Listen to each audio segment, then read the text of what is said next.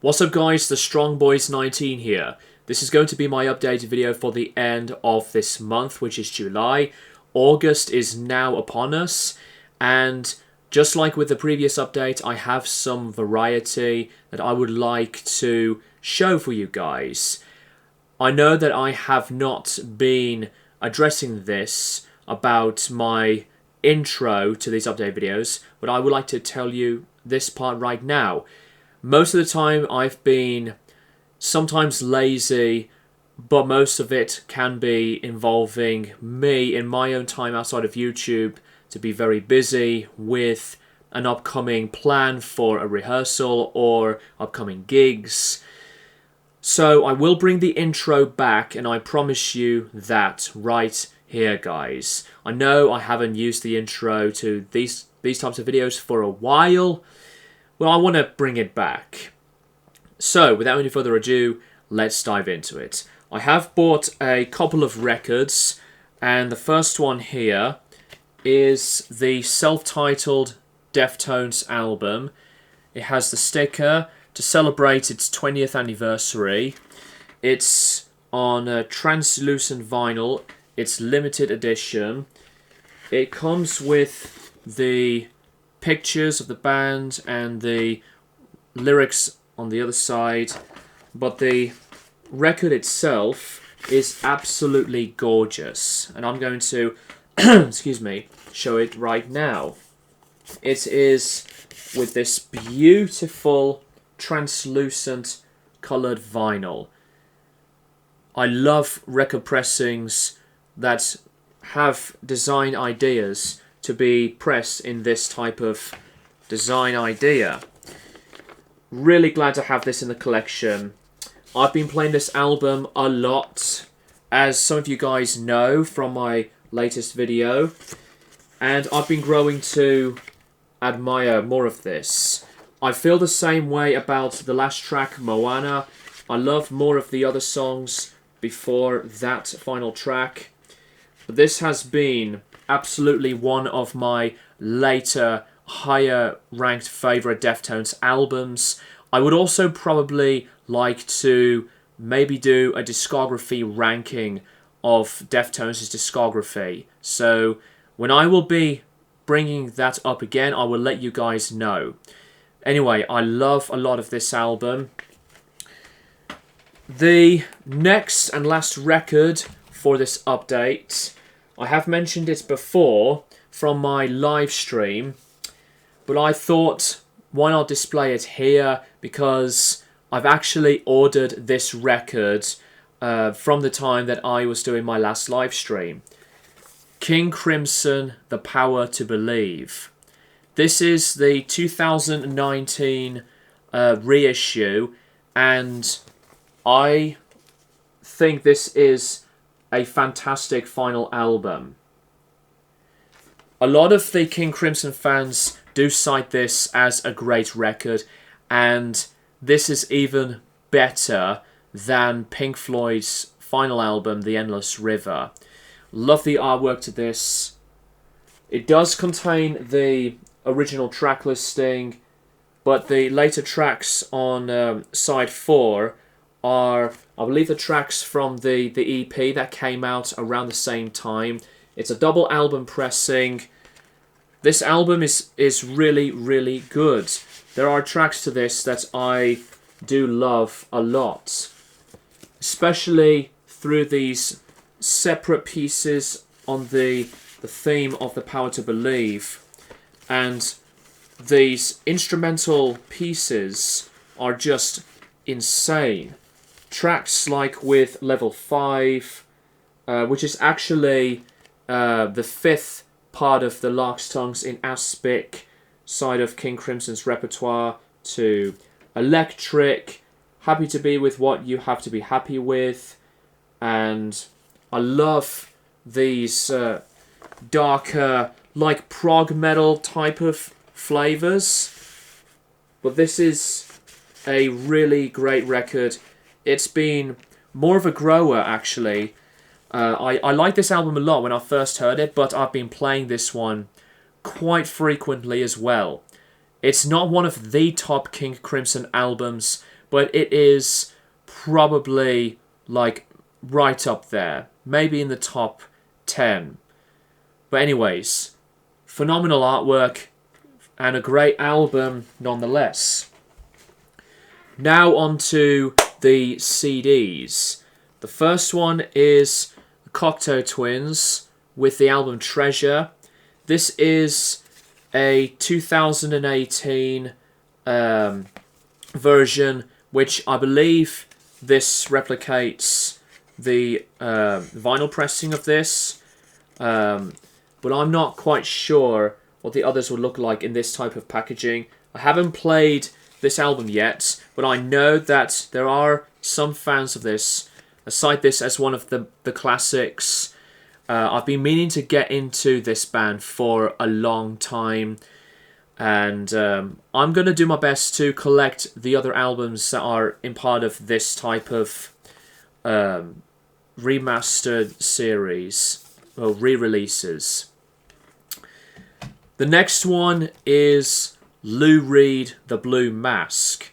Now, I have been getting back into some Lou Reed recently, hearing some of the tracks from various albums, but this is one album that was missing from the collection, and since that Lou Reed has been one of my favourite artists, I'm really pleased to have another one of his albums in the collection. The next one is Annihilator with the debut album Alice in Hell. This is a great debut record. It's still sealed. I haven't unwrapped it yet.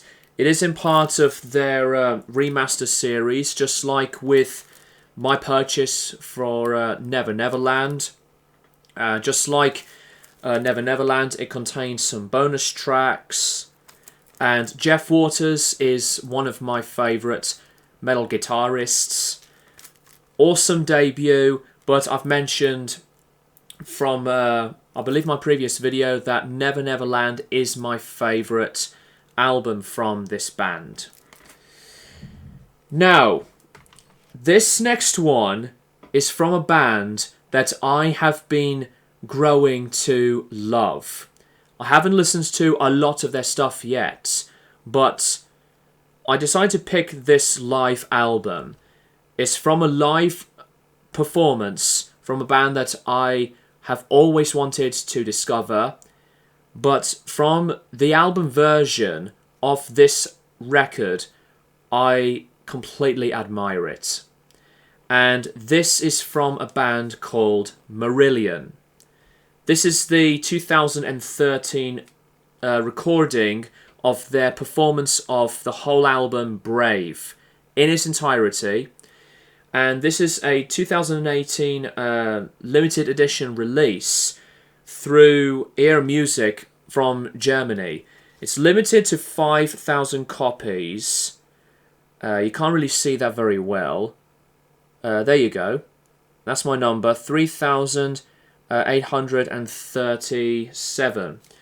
I haven't listened to this yet. The second disc is the Encores section, but I've been playing the album version of Brave a lot of times, and I'll tell you this right now. It is insanity that Marillion have not been getting a lot of the recognition, because yes, they are involved in the progressive rock history, but they've been not as well recognized as the big greats of Jethro Tull, Yes, Pink Floyd, King Crimson, the Moody Blues, etc. And it actually does annoy me that Marillion have been such a prolific, masterful and amazing progressive rock band, and yet they are not like one of the most talked about or as popular prog bands. I will be buying the discography. I've been trying to get these well-made book editions, but they're so expensive. I'm not really sure if I would like to be involved around that camp of people who have been buying those later editions of their albums, the Steven Wilson remixes and the other discs with bonus material. But anyways, this is the one I've got for now, and I'm so looking forward to play this live recording. The next one, actually these three have just arrived because I've ordered these last night. Weezer with the Blue Album. I love this album. While I don't think Weezer are one of those favourite bands of mine, and they're another one of those that have keep changing their style and sounds later on, but you can't go wrong with some of the strongest pieces of rocking music from the 90s, and the Blue Album is a classic album. I really do like previous Weezer. Obviously, we know Buddy Holly to My Name is Jonas, Say It Ain't So, but Only in Dreams. That is probably my favourite Weezer song. Maybe. And I have heard of Pinkerton, by the way, and many Weezer fans cite it as the favourite, but in my opinion, the Blue Album is a stronger album than their second album. So this is still one of those later discoveries of albums that I should have checked out some years back, because I liked Weezer, but when I played this album I was really surprised, because this has been amazingly catchy, phenomenal production, and the distorting and just noisy guitar sounds, fuzzy and perfect vocal melody around this style of music. Really glad I purchased this. The last two are in part of my returned obsession with Brian Eno.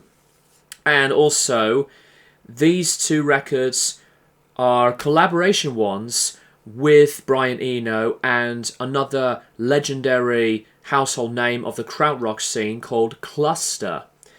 So these two are in part of these 2009 releases. This one, Cluster and Eno, which is wonderful.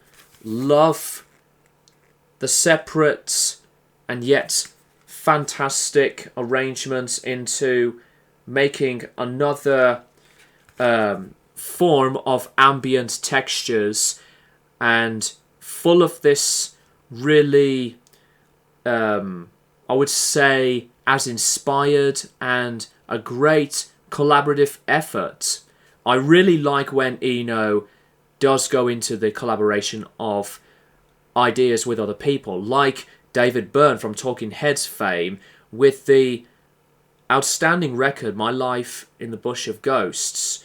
I know there's Wrong Way Up with John Cale from Velvet Underground, but since I've been playing Eno for some time recently, I thought I'd pick this one up.